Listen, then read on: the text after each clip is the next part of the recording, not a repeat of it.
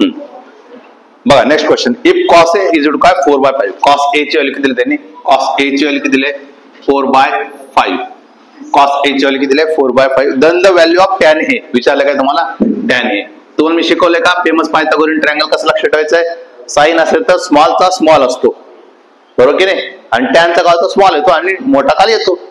आता इथं cos 4/5 cos 4/5 म्हणजे थिटा किती येईल पटकन सांगा बरं, ए ची व्हॅल्यू किती येणार आहे, ए ची व्हॅल्यू विचारतो मी, फक्त अँगलची व्हॅल्यू विचारतो.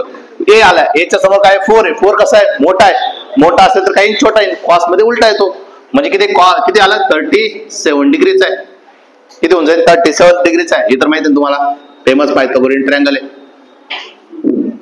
हा ए 4/5 दिलं होतं ना, 4 म्हणजे काय ऍडजसंट अपॉन हायपोटेन्यूस, हे किती असतं 3 असतं, 3 4 5 चं ट्रायंगल आहे. आणि विचारलं का तुम्हाला टॅन आहे, टॅनचा काय लक्ष ठेवा स्मॉलचा स्मॉल असतो म्हणजे टॅन ए ची व्हॅल्यू किती येणार आहे स्मॉल, स्मॉल म्हणजे काय 3 आहे आणि किती 4 3/4 अपोजिट अपॉन ऍडजसंट असं म्हणावं.